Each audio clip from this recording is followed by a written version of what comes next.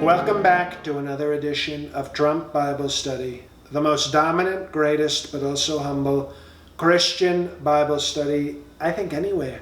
You know, nobody knows the Bible and God and Jesus, the Easter Bunny, and, Cadbury eggs and Santa Claus better than I do.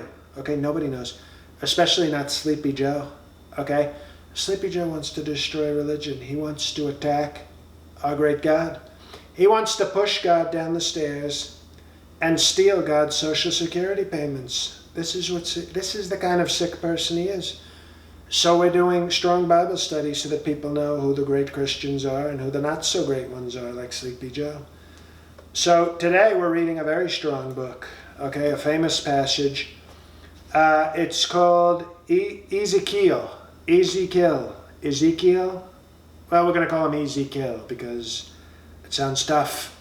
And, this is, a lot of numbers again, but we're going to say page 967 of your Bible. And which way are we doing here? There's so many words you sort of look. Okay, we're right side. We're right side up, Mike. Thank you for looking over my shoulder. Aholah and Aholabah. Okay, so maybe these are African Americans. These are very interesting names. Interesting. The word of the Lord came to me. Mortal, there were two women, the daughters of one mother. They played the whore. I know that word. Okay, well, now we're interested. The whore in Egypt. They played the whore in their youth. Their breasts were caressed there, and their virgin bosoms were fondled. It sounds like a Jeff Epstein party. Aholah was the name of the elder, and Aholabah the name of the sister. Okay, were they twins?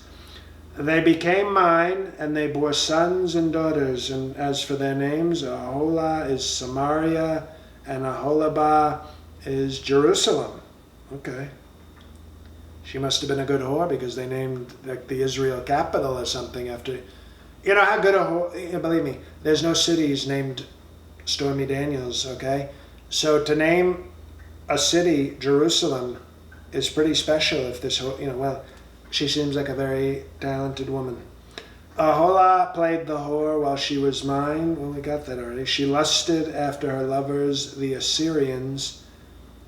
We don't like Syria too much.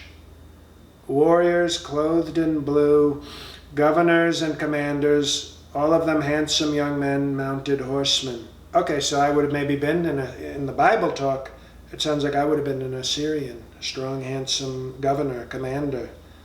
She bestowed, so I get the favors. She bestowed her favors upon them, the choicest men of Assyria, all of them, and she defiled herself with all the idols of everyone for whom she lusted. Okay, so this is sort of like Bible porn.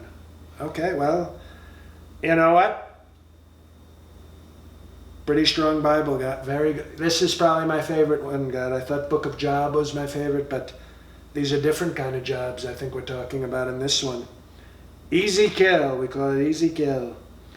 She did not give up her whorings that she had practiced since Egypt, for in her youth men had lain with her and fondled her virgin bosom, and poured out their lust upon her.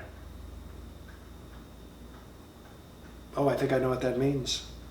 Therefore I delivered her into the hands of her lovers, into the hands of the Assyrians, for whom she lusted.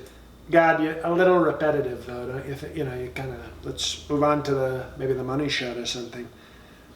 These uncovered her nakedness, they seized her sons and her daughters, and they killed her with her sword. Okay, so maybe they're Russian, because that's what usually happens in Russia. You sleep with the hired help, and then, you don't want them talking.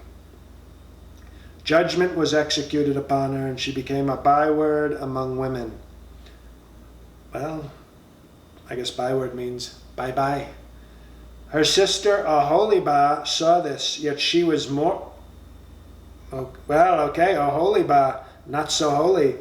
She was more corrupt than she in her lusting and in her whorings, which were worse than those of her sister.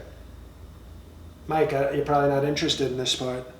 She lusted after the Assyrians, governors and commanders, warriors clothed in full armor, mounted horsemen, all of them handsome young men, and I saw that she was defiled. They both took the same way.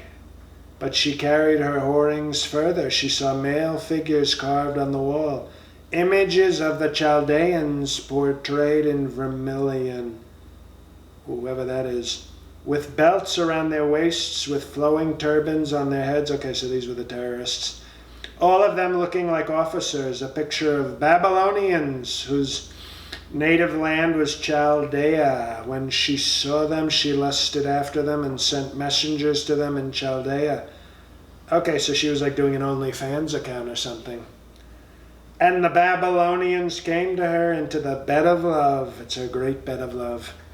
And they defiled her with their lust, and after she defiled herself with them, she turned from them in disgust. That's usually what I do after I kind of like holy bah.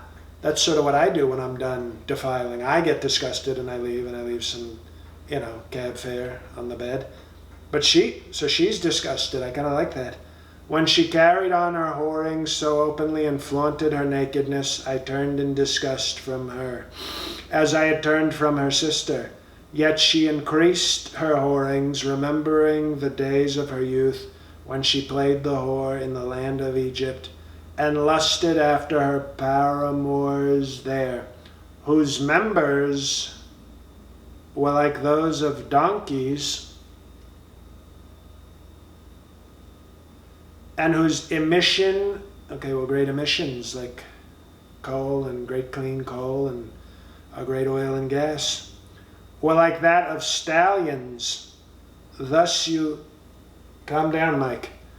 Thus you longed for the lewdness of your youth when the Egyptians fondled your bosom and caressed your young breasts. Well, we've got more episodes of Great Trump Bible Study, but let's be honest.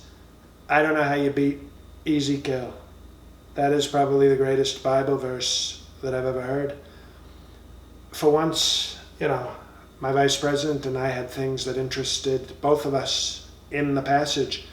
So that was this installment. We'll be back tomorrow with Great Trump Bible Study. I hope it's as good as Ezekiel.